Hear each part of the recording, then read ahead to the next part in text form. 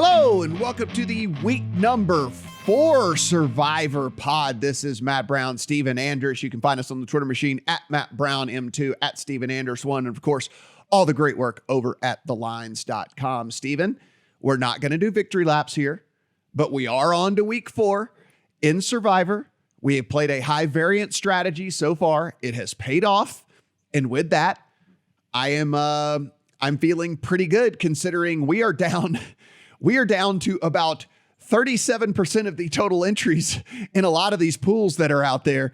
And so, I mean, if you played a strategy that was a little bit more high variance, it has paid off for you so far.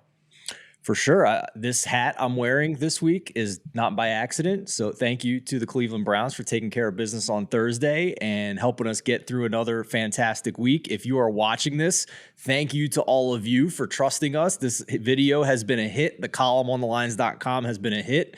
It's been a lot of fun. We hope you enjoy it. We hope we continue to survive, because if this was a grade school, Matt, we already are all basically at a solid B with a chance to go higher, because in the ESPN Survivor pool, out of the more than 500,000 plus entries that we began with, less than 15% remain.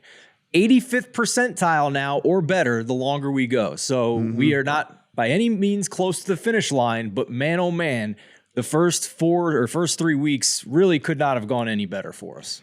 So as we take a look right now, Cincinnati is a 4-point favorite on Thursday night. There are not a lot of big favorites this week, guys, so there will be some decisions to be made. Cincinnati is a 4-point favorite on Thursday night over the Dolphins that, again, while the Dolphins have played great, their defense was out on that field a ton against the Bills this past week. And then also there is at least a little bit of a question mark around Tua Tagovailoa. We have the Lions as 4.5-point home favorites over the Seahawks. We have the Colts as 3.5-point home favorites over the Titans. The Eagles are 6.5-point home favorites over the Jacksonville Jaguars. The Bills are 3.5-point road favorites over the Baltimore Ravens. Do not play that. I'm going to just go ahead right now. Do not play that. Chargers, 4.5-point road favorites over the Houston Texans. The easy landing spot here, the Packers are 10.5-point home favorites over the Patriots that are likely to be without Mac Jones in this game. And every other game, Steven, is at 3 or shorter. So those are really the key options this week. Now, you can get cute. You can certainly, if you have a strong conviction about some other game, you can certainly go that direction. But those are likely to be the most played games this week. Again, our options are not as strong this week. The one layup, the one slam dunk, in my opinion, is the Packers over the Patriots. Without Mac Jones, it's likely going to be Brian Hoyer.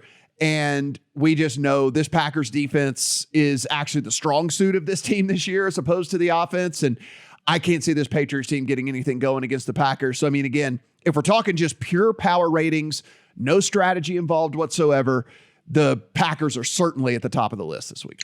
For sure. And I think the biggest question this week is not whether or not the Packers are a strong play. Obviously they are, but it's whether or not you want to burn them this week with the potential future value that they have, because they get probably Brian Hoyer and the backup quarterback for the Patriots. And then the rest of the season, home against the Giants, home against the Jets, at Washington the next 3 weeks. So 3 really juicy spots there.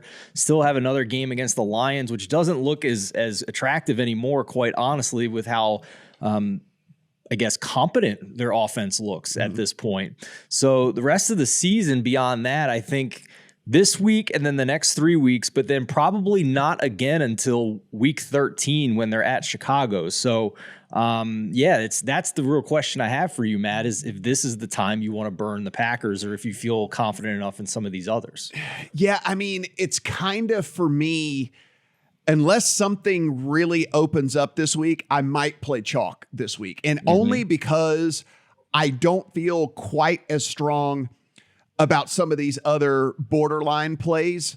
I will say this: if I do not play the Packers, I will play the Lions at home against the Seahawks. I think the Seahawks are likely the worst team in the NFL. If they're not, they are 31st as opposed to 32nd in the NFL. Now Seattle is on the road. They are not built to play, back and forth football like the Lions. Like the Lions, you and I have talked about this. Lions defense might be garbage, but they score. And guess who else's defense is absolute garbage? It's Seattle's. And so I don't think the Lions are going to have any problem scoring the football. That being said, I'll be monitoring the Amon-Ra St. Brown injury because, again, if I was going to go out on a limb and play the Lions, I certainly want the offense to be at full strength, right? I mean, like, I don't want to go into this with them not having one of their biggest weapons in this game. I'm not so much worried about the DeAndre Swift injury. Jamal Williams is perfectly fine. I'm not worried about that at all. But like if you don't have St. Brown and I'm going to kind of go out on a limb on the Lions, I certainly need him to be on the field. If that's not the case, then it's probably going to just push me to the chalk. Yeah, we have 4 teams, if you convert money lines to implied probabilities, that are around 70% chance to win or better. Obviously, the Packers, the Lions, who you just mentioned, also the Eagles at home against Jacksonville, and the Chargers at Houston. I will say this, Matt. I certainly have more confidence in the Lions to score points this week against Seattle than I do, believe it or not, Green Bay against New England, because I'm not sure Green Bay is still firing on all cylinders with all these new parts at receiver. Romeo Doubs looks promising, but it's still, I think, a work in progress, and you're still facing Bill Belichick, who basically has nothing to lose in this game. He can pull out whatever creative twist or unorthodox plan he wants to go with a backup quarterback in there and try and shorten possessions and just shorten this game against an offense that hasn't quite been firing on all cylinders. So that at least is a checkbox in the column for the Lions and the confidence in their offense. But if we go by game theory now, right, this is what we've been talking about. It's what got us into a great position the past few weeks. For what it's worth, the ESPN survivor pool only has 10% of remaining entries taking the Green Bay Packers against the Patriots, which was a lot lower than I expected, honestly, coming in. And the other popular picks, the Philadelphia Eagles at 19%. We'll talk about them in a minute. The LA Chargers at 26% against the Texans.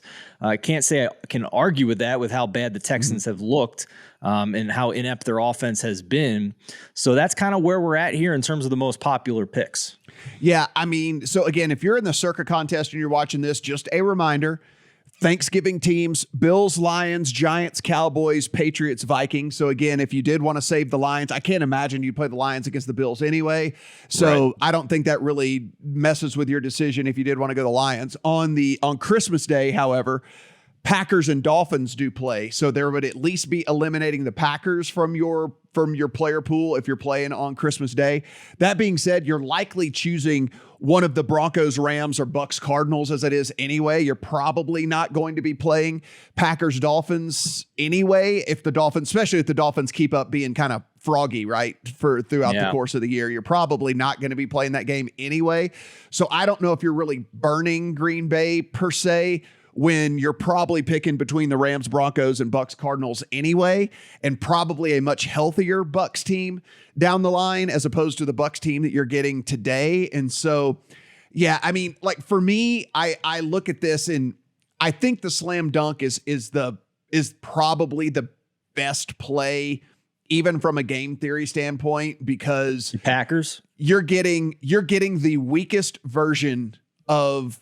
You're getting the absolute weakest version of this Patriots team that you're going to get, right? I mean, like, we know what Brian Hoyer is. Absolutely no ceiling whatsoever. And the floor actually isn't even all that high. Like, the floor is fairly low and the ceiling is non-existent. Or you go with a 4th-round rookie in Bailey Zappi, and it's like, yeah, good luck with that, right? I mean, like, you step in, your first start is against this Packers defense, which, by the way, has been sneaky good here to start the season for this Packers team. So, again, for me, it's pretty straightforward. It's either going to be Packers or Lions for me. I'm not doing the Eagles for the same reason I didn't do the Eagles last week, right? One, I actually believe in Jacksonville. You and I both kind of were on the Jacksonville bandwagon heading into the season, thinking they were a year away, but certainly recognizing the talent that they have on that team. Maybe Doug Peterson has just fast-forwarded this team way faster than we thought. And this team is just going to be froggy all year long. And if that's the case, certainly I don't want to be playing against them if I have the choice. And further, the Eagles have maybe the highest future value of any team there is in the NFL when you consider they obviously play in the division that they play in, where they get the Cowboys, the Giants, and Washington. So for me, the Eagles just provide way too much value to hold on to, so I will not be using them. For sure. In the context of this matchup, you'll hear it on the Megapod. I'm probably going to be betting on the Eagles to cover the spread this week, so that would imply that I think they have a very, very strong chance to win. But yeah, Jacksonville's shown enough at this point to be at least a little bit scary. So in terms of like just trying to find the safest pick and survivor this week. So, and the other side of it is too, the ESPN projections have them as the second most popular team at 19%. So another reason for me to not want to play them this week, on top of the very astute observations you made about their future schedule. So if the Chargers are the most popular pick and the Eagles are the second most popular pick, and the Packers are what we deem the safest pick, yeah, that seems like a slam dunk pick to me to have no worse than the third most popular pick here, despite a few weeks here in the next three that make them good. And the other thing is, there's some, I think, questionable decisions being made based on these projections on people maybe trying to get cute this week and save teams for the future, because I'm seeing the Dallas Cowboys, who are probably still going to have Cooper Rush, at 11% over the Washington Commanders, which go right ahead. Yeah. By all means. Go right ahead. If they want to play that, I would love that, Steve. Yeah. I mean, I'm perfectly fine with 11% of the remaining pool risking the Dallas Cowboys and a backup quarterback against the Washington offense that I think is the team's inept. The defense sucks, but they have weapons still that can make that interesting. We've at least seen them move the ball. We've at least seen them move the ball. I understand Carson Wentz took 1 million sacks this past week, but as good as the Cowboys defensive line, like the overall defense is not as good as the Eagles. The Eagles defense is just absolutely fantastic. The other head-scratching pick here is the Pittsburgh Steelers against the New York Jets, who have a projected ownership of 8% in the remaining pool. Yeah. Like, what are we doing here? They have a terrible offensive line. They can't cover anybody. They're facing – I know it's I know Zach Wilson's coming back, but Zach Wilson, we still don't know. Could be good.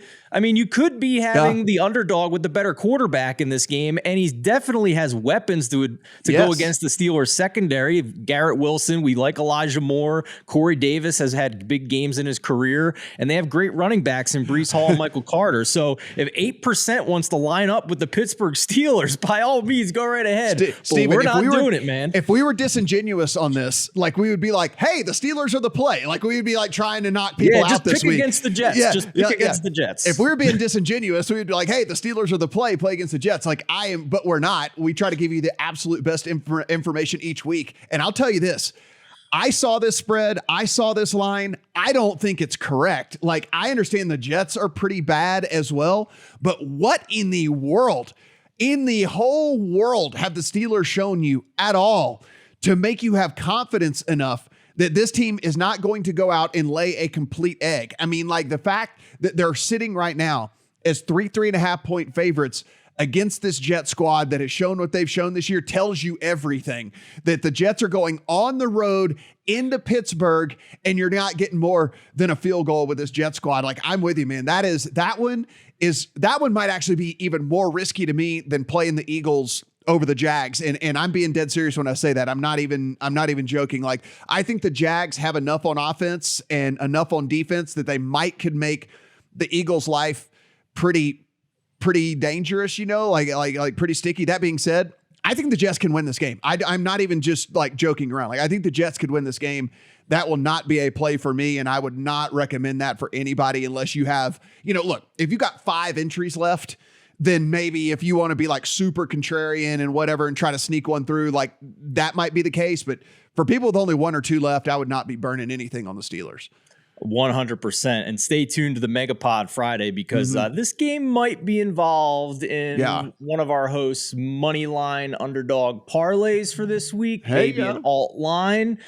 Because there is no outcome in this game that would surprise me. This is the most volatile game this week, perhaps one of the most of the season. And then and finally, I mean, look, the Chargers, I think if people want to play the Chargers, I guess that's fine, just because the Texans have been so putrid like pretty much the entire year. That being said, it is on the road, and it is a Chargers team that's going to be depleted. And I mean, listen, I I know now that the future value of this Charger squad is far, far lower than what we were talking about even a couple of weeks ago. They lost their starting left tackle for the season. The guy they're replacing him with, literally, his grade is literally half of what Rashawn Slater's is. Like his blocking grade, like it is going to be a massive downgrade for Justin Herbert's blind side.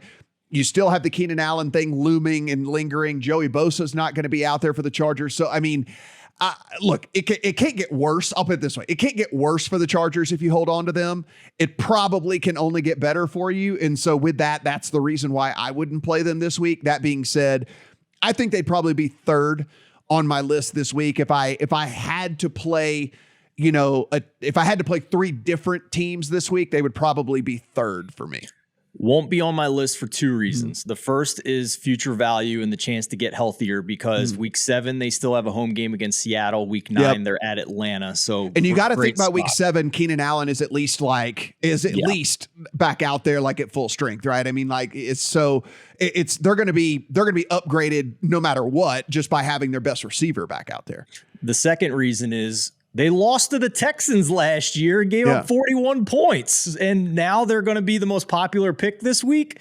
In range of outcomes and game theory, they do not check the box. They will not be one of my top 2 picks this week. I'm with you, my man. So I think we've kind of laid it out pretty good here. I mean, listen, I know we've been going off the beaten path here, like typically with our picks this week. I think the chalk is probably the best play this week. And especially if people are going to be looking to get cute as the early projections here are showing. So for me, easy power rankings for me, number 1 with a bullet, the Packers, number 2, the Lions. That being said, with the caveat that Amon-Ra St. Brown is going to play in that game for the Lions. Because again, what we want in the Lions is a team that can outscore the Seahawks no matter what. The Seahawks are going to be able to move the ball because the Lions defense is garbage, but the Lions offense is far, far, far superior to what Seattle brings to the table. So what we want is them just to be able to outscore the Seahawks here. And without St. Brown out there, Steven, listen, he has been a major, major part of that offense. And it would scare me a little bit if he wasn't out there to make that play. For sure. Latest update is on Wednesday is that the ankle is, quote, encouraging. So it looks like he's maybe trending towards playing. Obviously, check on that before you lock in your pick. But I share the top 2 with you, man. Packers 1, Lions 2 this week for me. And if I had to play a third, I guess it would be the Chargers, but I'm going to try to just leave it at those 2, right? If I had to play a third, it'd probably be the Chargers, but I'll just leave it as those 2.